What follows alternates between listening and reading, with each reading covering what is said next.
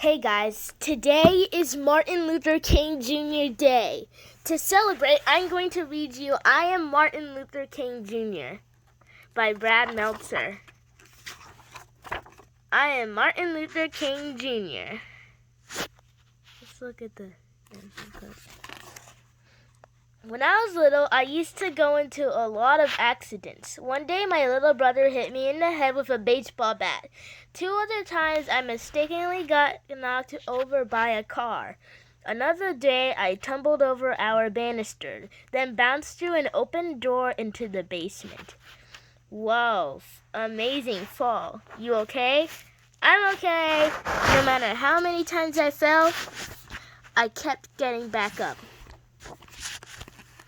Even before I could read, I knew I liked books. My dad always talked about how I kept a lot of books around me. I used to tell my parents, when I grow up, I'm gonna get me some big words. This is the power in words. Big words were in my future. When I was 6 years old, one of my best friends was a boy whose father owned a store across the street. Tag, you're it. No, you're it. No, you're it. No, you're it. My friend was white. I was black. It didn't matter to us. We would play games and have fun together. But when we started going to school, everything changed. He went to a school where all the kids were white. I went to a school where everyone was black. Soon after, he told me, I can't play with you anymore. Why? My dad said so. He doesn't want us being friends. But why? You're one of my best friends, aren't you? Aren't you? I didn't understand. It didn't make sense. At dinner, my parents explained, it's because you're black and he's white. I was so mad that day. How could someone treat me differently just because of the color of my skin? I wanted to hate my friend and his father. But my parents told me to do the opposite, that I should love my friend, even though he hurt me. They taught me that it's best to have more in love than in your life than more hate. Then my mother taught me one of the most important lessons of all. You are good as anyone. You must never feel that you are less than anyone else. I wanted to believe it, but every day I saw the opposite. I saw you could be treated unfairly just because of the color of your skin.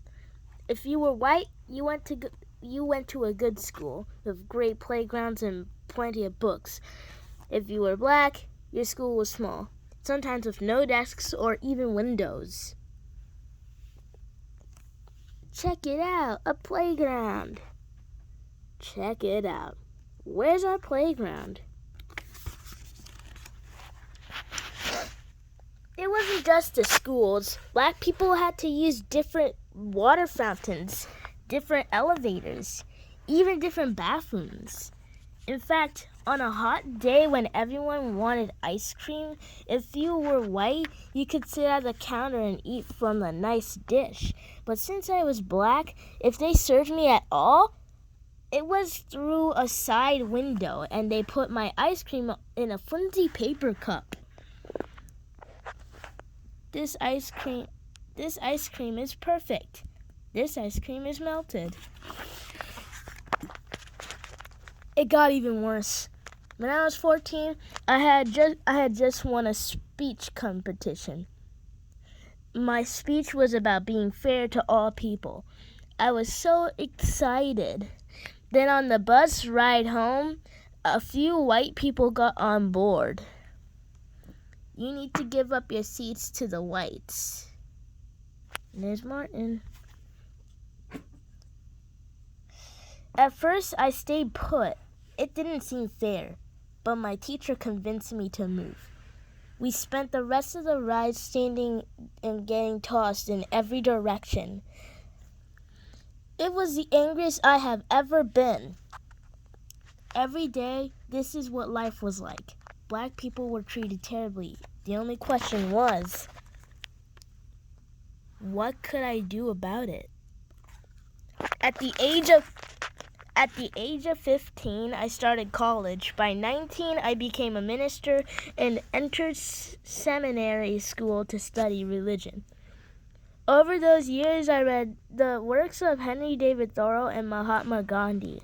Thoreau taught me about civil disobedience, how an evil system could be changed without violence. Gandhi opened my mind to the power of nonviolent resistance. What's that? Love. It's using love and peaceful methods to change unfair things and systems in society. It was a lesson I wanted to share with everyone. In no time at all, I got my chance. In Alabama, a black woman named Rosa Parks was told to give up her bus seat to a white man. It was just like what happened to me. But unlike me, Mrs. Parks refused. She was arrested. Early the next morning, I got a phone call from a local community leader. It's time to take a stand. We should boycott the buses so everyone knows that we won't accept this treatment anymore. You know that's not going to be easy. Do not ask if it's easy. Ask if it's right. It was just like Thoreau taught. Instead of using violence to protest the unfair rules, black people would use a peaceful method.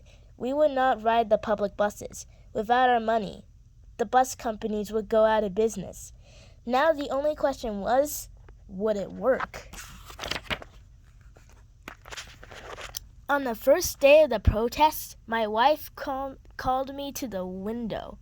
The buses are all empty. It's working. Martin Luther's like, what?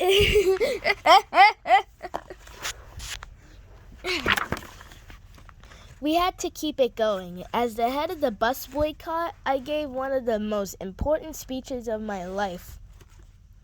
The room was packed, camera crews were filming.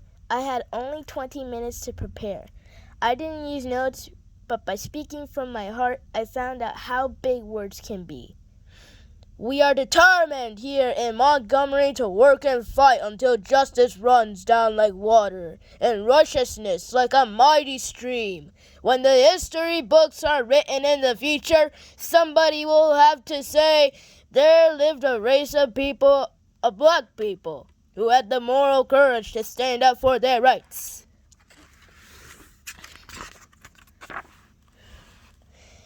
The police put me in jail, saying I was breaking the law.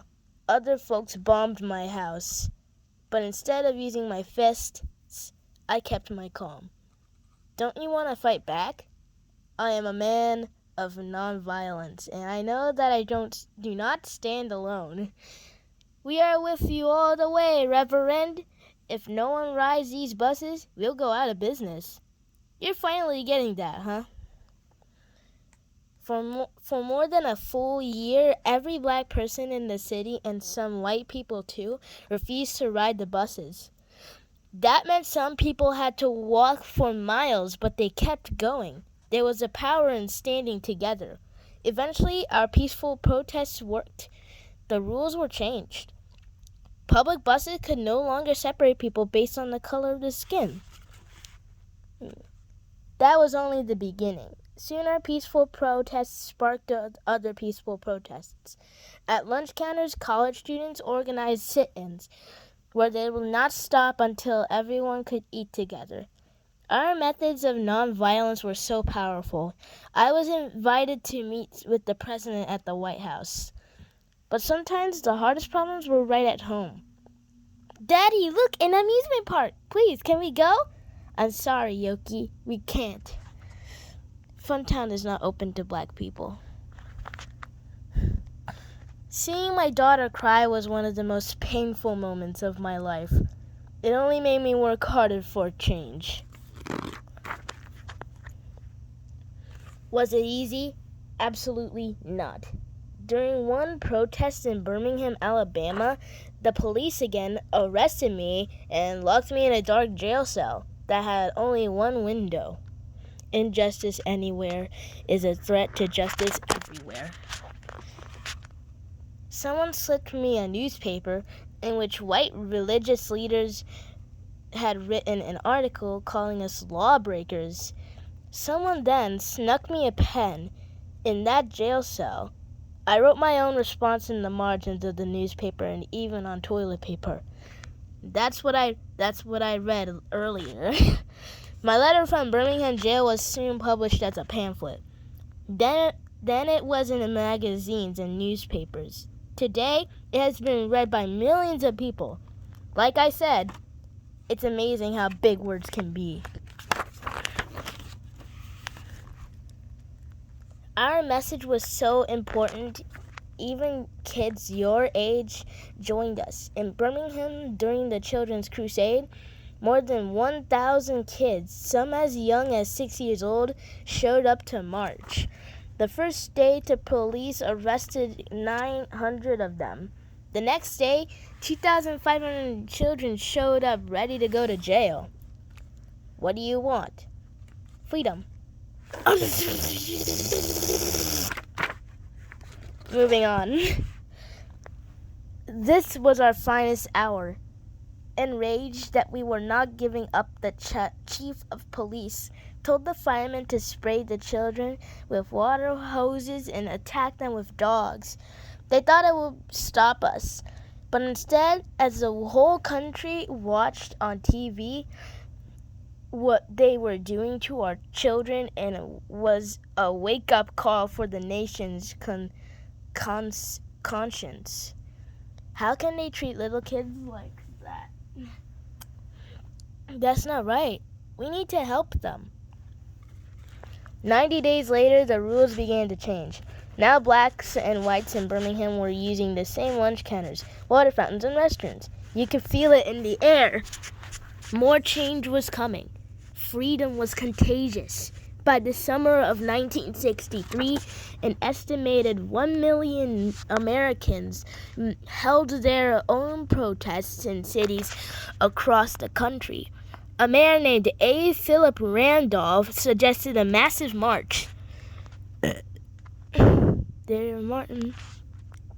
If we march together peacefully, they won't be able to ignore us. Together, we can convince Congress and the President to pass laws so that no one in America can treat people differently based on skin color. I like the idea. Where should we have it? There's only one place.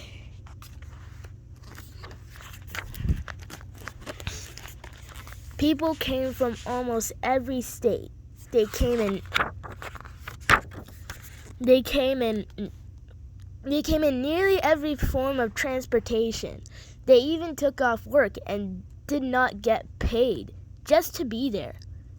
Old people, young people, black people, white people, even children like you, they all came to Washington, D.C., gathering in a righteous army.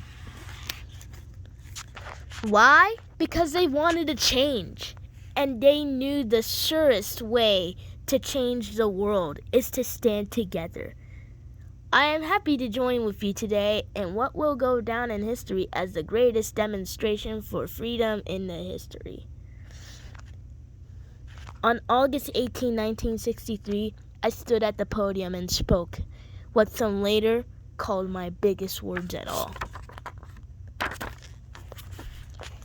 I have a dream that my 4 little children will one day live in a nation where they will not be judged by the color of their skin, but by the content of their character.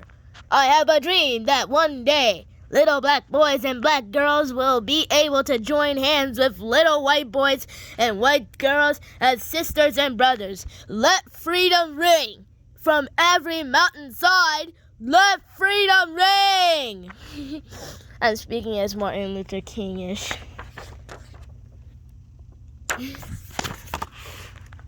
After the March on Washington, the President and Congress passed new laws for civil rights. But that didn't mean our work was done. Indeed, our greatest battle was still to come. It began with 600 activists as they tried to walk 54 miles from Selma, Alabama, to the state capital of Montgomery. Back then, there were rules that stopped black people from voting. If you want to change the laws, you have to be able to vote for new people who make the laws. We're marching to tell the governor, we want voting rights. This brutality must end. No matter what, don't let them pass.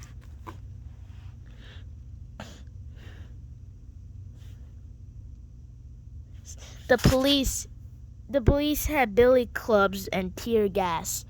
They attacked our group and knocked many people down. But as I learned so long ago, you had to get back up.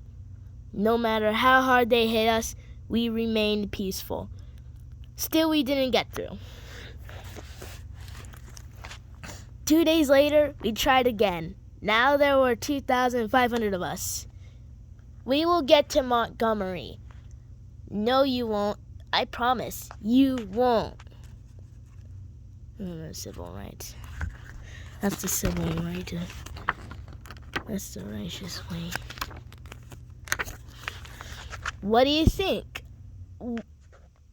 It was Sunday, March 21, 1965, our third try. Now we had 8,000 people with us. We are on the move. We shall overcome. Check out the crowd, black, white, Christian, Jewish, all standing together. There. For 2 days, we marched. Rain could not stop us. The world was watching. The White House was too. President Johnson even sent troops to protect us. Check out... I already read that. Exhaustion could not stop us. As we reached Montgomery, Alabama, tears were shed. But this time, they were tears of joy. In my life, people tried to tell me I wasn't as good as they were, just because of the color of my skin. When someone hurts you like that, it can be tempting to hurt them back. You must refuse. When someone shows you hate, show them love. When someone shows you violence, show them kindness. To reach our goals, we must walk the path of peace. We must lock arms with our brothers and sisters. We must march together. When we do,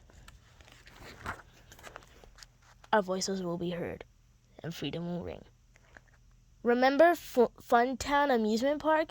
Its doors eventually opened to black people, and Dr. King got to take his daughter. Did you know that he was the youngest person to win the Nobel Peace Prize at that time? Just 35 years old. He donated the prize money to the civil rights movement. He said that the prize was the work of many other unsung heroes. He fought against poverty too. There's even a national holiday for him, the third Monday of every January. Only Washington and Lincoln get a day like that, and they share theirs. It's a day to remember how far we've come and how much more work there is to do. There's a Martin statue.